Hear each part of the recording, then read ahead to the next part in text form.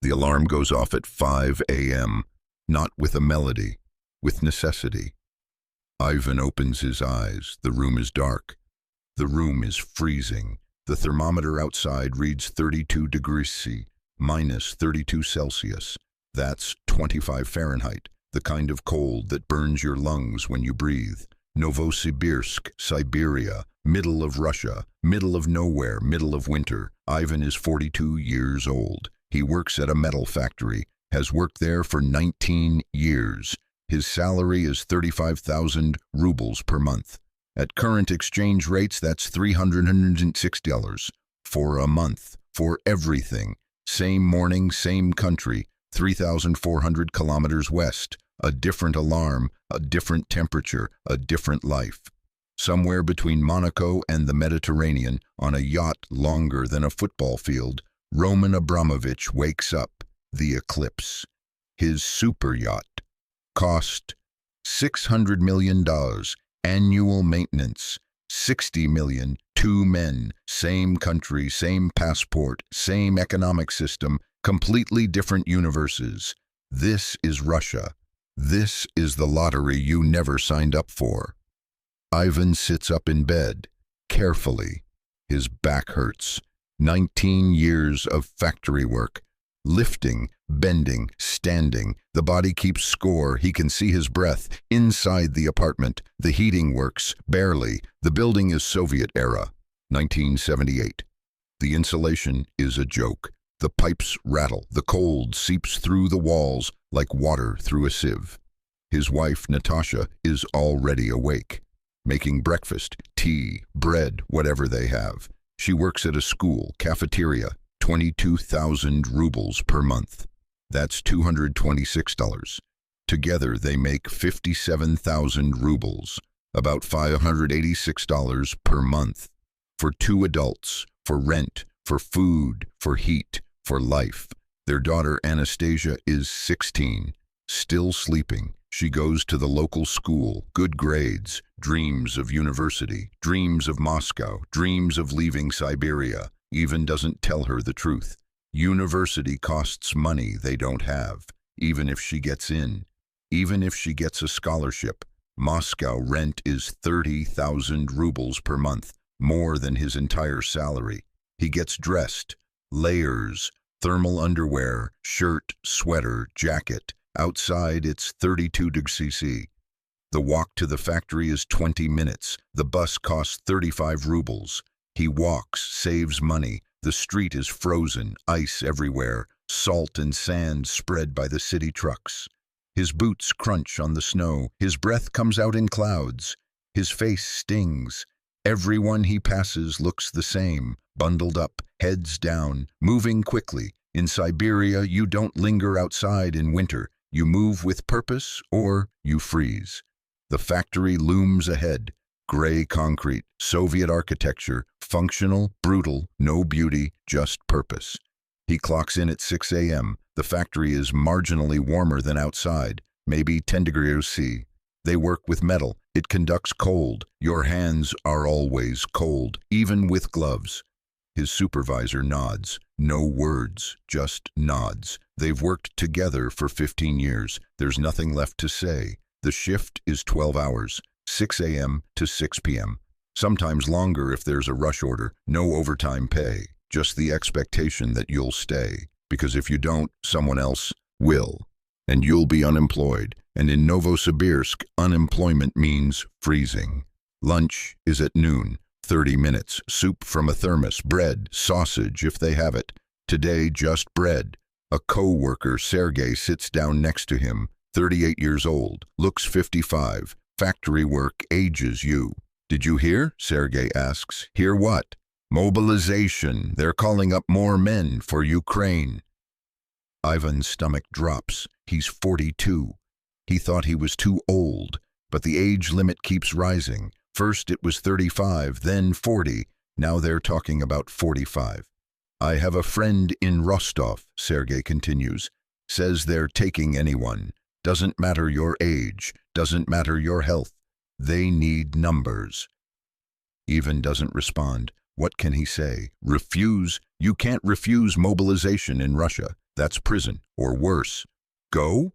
He's 42. He works in a factory. He's never held a gun. He'll be cannon fodder. Everyone knows it. The mobilized men die first, undertrained, under-equipped, sent to the front because someone in Moscow decided they need more bodies. But his daughter, his wife, if he refuses, what happens to them? The afternoon drags on, welding, cutting, assembling, the same work, day after day, year after year. His hands move automatically. His mind is elsewhere. What would happen to Natasha if he's mobilized? She can't live on 22,000 rubles alone. The apartment costs 18,000. That leaves 4,000 for everything else. Food, utilities, nothing. What would happen to Anastasia? Her dreams of university, her dreams of leaving? The factory whistle blows at 6 p.m. Shift over. Ivan clocks out. The walk home is dark now. The sun sets at 4 p.m. in Siberian winter. The temperature has dropped to 35 degrees. He stops at the small grocery store. Prices have gone up. Again, bread, 58 rubles. It was 45 rubles last year. Milk, 85 rubles, was 65. Everything costs more. The ruble weakened. Sanctions, war, inflation. He buys what they need. The minimum, calculates in his head. Can't afford more. At home, Natasha has made dinner. Potatoes, cabbage. The same meal they eat 3 times a week. Not because they love it, because they can afford it. Anastasia is doing homework. She looks up when he enters. Papa, did you see the news? They're mobilizing more people. He doesn't answer, changes the subject. How was school? Fine. She knows not to push. After dinner, he sits by the window, smokes a cigarette, looks out at the frozen city. Novosibirsk, 3 million people, the 3rd largest city in Russia. But it feels small, it feels trapped. He thinks about Abramovich, not specifically. He doesn't know Abramovich personally, but people like him, oligarchs, the men who got rich in the 90s when the Soviet Union collapsed, when state assets were sold for nothing, when the connected few became billionaires overnight. Ivan was 10 years old in 1991. He didn't get anything. His father didn't get anything. Nobody he knew got anything. But someone got everything. Someone always does. Anyone who's lived through a system collapse understands. The ones with connections prosper. The ones without connections survive, if they're lucky. The Eclipse is anchored near Antibes, French Riviera. The Mediterranean glows blue in the morning sun. Temperature 18 degrees. Comfortable, perfect. Roman Abramovich wakes in the master suite. King-size bed. Egyptian cotton sheets, floor-to-ceiling windows overlooking the sea. He's 57 years old. Net worth, approximately 14 billion, give or take a billion. Hard to track when assets are that diversified. The Eclipse is his 2nd largest yacht, 162 meters long, 2 helipads. Swimming pool, cinema, disco, submarine, missile defense system. Yes, missile defense. You can never be too careful. Cost to build, 600 million in 2010. Annual operating cost, 60 million. Crew of 70, just for one man and his guests.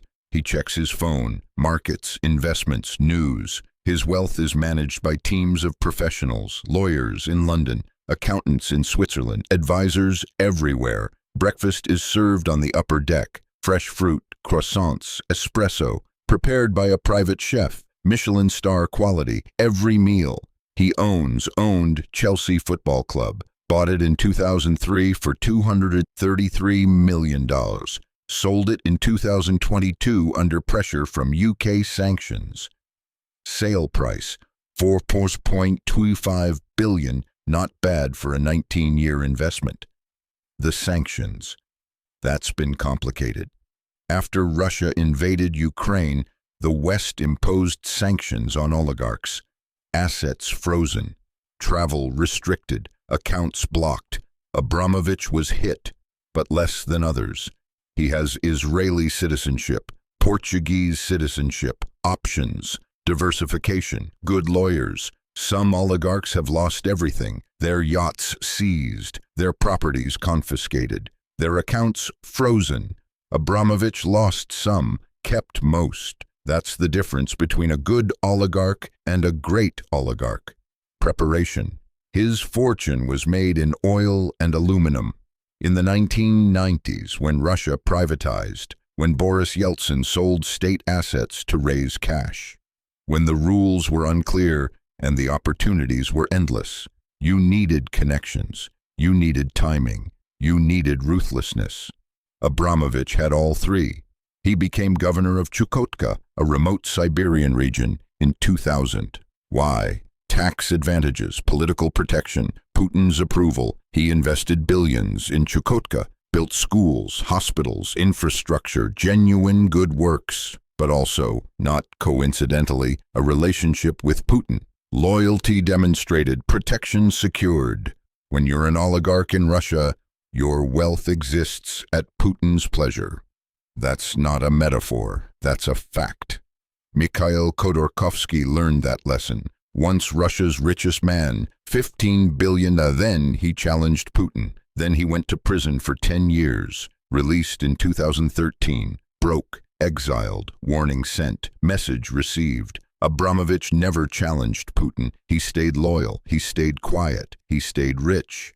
Now, at 57, he lives on yachts, travels between Monaco, Israel, Turkey, avoids Europe when necessary, keeps his head down, stays out of politics, stays wealthy. His children are educated at the best schools, Swiss boarding schools, British universities. They speak English, Russian, Portuguese. They have options, they have futures. Ivan's daughter speaks Russian, dreams of Moscow, has no options. Two men, same country, different access, different protection, different lives. Here's how it worked. 1991, Soviet Union collapses, state owns everything. Factories, oil fields, aluminum plants, everything. 1992-1995, privatization. The state needs money, sells assets. But to whom? At what price? The connected few. Yeltsin's advisors, regional governors, former KGB, men who knew men, assets worth billions sold for millions, sometimes for thousands. Entire industries, gone, transferred, privatized. The people, the citizens, they got vouchers, worthless pieces of paper that were supposed to represent ownership. Most people sold them for a month's groceries. The connected few bought them, collected them, consolidated them, became owners of entire industries. By 2000, Russia had oligarchs, billionaires who controlled oil, gas, aluminum, steel, telecommunications, banking, everything that mattered. And then Putin came.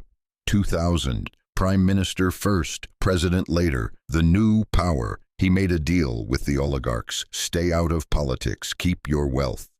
Challenge me, lose everything. Most accepted, some challenged. Those who challenged disappeared, into prison, into exile, into graves. Abramovich accepted, he stayed loyal, he prospered. Even he worked in a factory, he had no connections, he had no vouchers worth keeping, he had nothing to privatize. He just worked and survived and stayed poor. This isn't about Abramovich personally. He's not uniquely evil. He's not uniquely good. He's a product of a system where the connected prosper and the unconnected survive. Russia has 83 billionaires. Russia also has 20 million people living below the poverty line. Same country, same system. People who've lived in oligarchies understand wealth isn't distributed by merit. It's distributed by access. And access is determined by birth, connections, and luck. It's been 3 weeks since Sergei mentioned mobilization. Ivan hasn't been called yet, but the fear sits in his stomach. Every day, every morning, every time he hears a knock at the door, men in his factory have been mobilized. Dmitry, 44, metalworker, gone, sent to training, then sent to the front. Letters stopped coming after 2 months. His wife doesn't know if he's alive. Pavel, 39, welder, mobilized in November, killed in January. His body came back in March. His family got 5 million rubles, blood money, $51,000 for a life. Ivan does the math. 5 million rubles. That's 139 months of his salary, 11 and a half years of work. That's what a Russian life is worth to the state. Would that money help Natasha? Would it pay for Anastasia's university? Would it be worth his life? He doesn't want to know the answer. At dinner, Anastasia asks, "Papa, if you're mobilized, will you go?"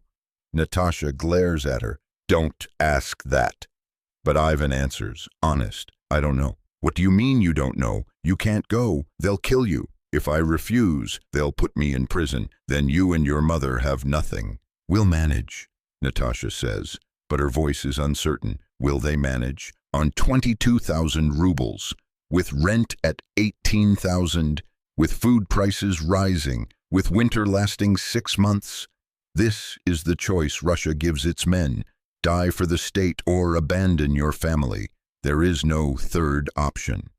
Abramovich doesn't face this choice.